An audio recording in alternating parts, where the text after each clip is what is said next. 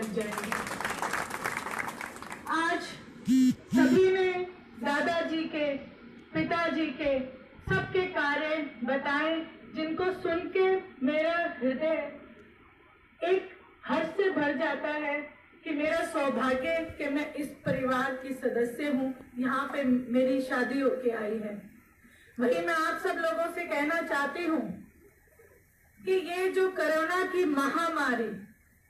जिसकी आड़ में सरकार ने तो बहुत खेल खेले हैं, लेकिन एकमात्र इंडियन नेशनल लोकदल के विधायक हमारे और आपके,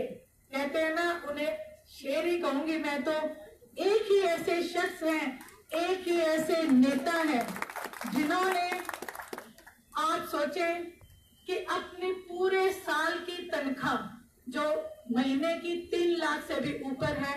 वो कोरोना महामारी के लिए लोगों को दान दी। वहीं अपने खेत की 70 एकड़ की फसल गेहूं, उन्होंने कहा कि मैं एक दाना नहीं बेचूंगा, ये मेरे अपनों के काम आने चाहिए, हरियाणा की जनता के काम आने चाहिए। एक ट्रक पीपी किट, एक ट्रक सैनिटाइजर, एक ट्रक मास्क, और घर घर तक जितने भी कोशिश हुई अन्न पहुंचाने की, किसी भी तरीके की सुविधा पहुंचाने की भाई साहब ने कोशिश की। वहीं आप देखेंगे कि जो लोग सत्ता में बैठे हैं वो ये दम भरते हैं कि हम चौधरी देवीलाल जी की नीतियों पे चलते हैं। आप देखेंगे कि किसी ने भी ऐसा कदम नहीं उठाया, केवल और केवल एकमात्र आपके अपने अभय सिंह चौटाला ने 1 करोड़ से ऊपर दान कोरोना की महामारी में दिया है। मैं ये तुलना करते हुए बिल्कुल गुरेज नहीं करूंगी कि या तो आदरणीय स्वर्गीय चौधरी देवीलाल जी थे जिन्होंने अपनी भूमि लोगों के लिए दी थी, या तुलना के लायक यदि उनसे है तो अभय सिंह भाई साहब हैं जिन्होंने आज कोरोना में बढ़ चढ़ के लोगों की मदद की है। जहां सभी अभी मुझसे पहले बड़े बुजुर्गों ने बताया सारे नेता घर पे बैठे थे, लेकिन अभय भाई साहब ऐसे थे जिन्होंने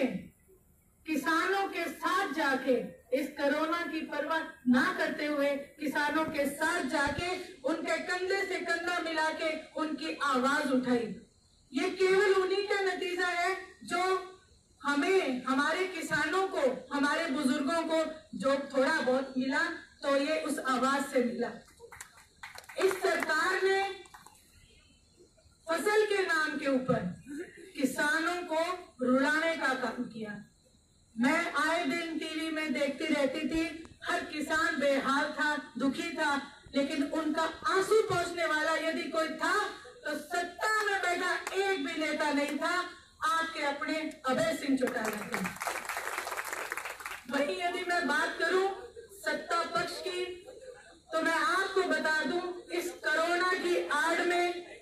शराब घोटाला, गेहूं घोटाला, आप देखेंगे चावल घोटाला, आप ये भी सोचेंगे कि इन्होंने मंडियों में लाए हुए किसान के अनाज को बेइज्जत किया, जिसे हम कहते हैं कि दादाजी सदा कहते थे कि इस किसान को मत सता, ये रो देगा, और अगर जब किसान रो देगा तो तुझे गदा से खो देगा। ये बीजेपी के लिए चेतावनी है कि आज जो खून के आंसू हमारे किसान रोए हैं उसका हिसाब हो, मैं तो ये कहूंगी कि ज्यादा दूर नहीं, बड़ौदा के चुनाव में मिल जाएगी। और मैं आप सब लोगों से ये प्रार्थना करूंगी और इंडियन नेशनल लोकदल के इस मंच से इस सरकार को कहना चाहूंगी कि जितने घोटाले हुए हैं इनकी सीबीआई की जांच कराई जाए। जब ये सीबीआई जांच होगी तो दूध का दूध और पानी का पानी हो जाएगा। जहां लोग दान दे रहे थे वहां सत्ता पक्ष के लोग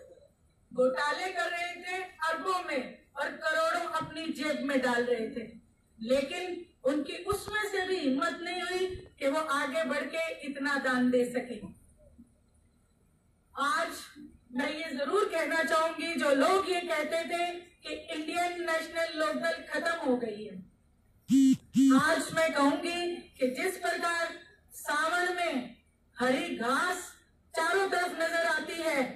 आने वाले समय में, आने वाले 6 महीने में पूरे हरियाणा प्रदेश में हमारे इंडियन नेशनल लोकदल का हरा ही हरा दिखेगा। बाकी कोई पार्टी यहाँ पे खड़ी रहने के लायक नहीं रहेगी,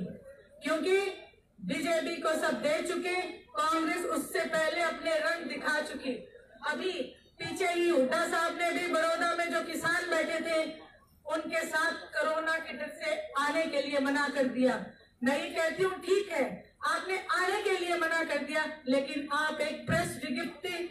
आप भेज सकते थे, आप उन किसानों की आवाज को बुलंद कर सकते थे। लेकिन वहां भी यदि कोई पहुंचा तो आपके अपने हमारे इंडियन नेशनल लोकदल के एकमात्र विधायक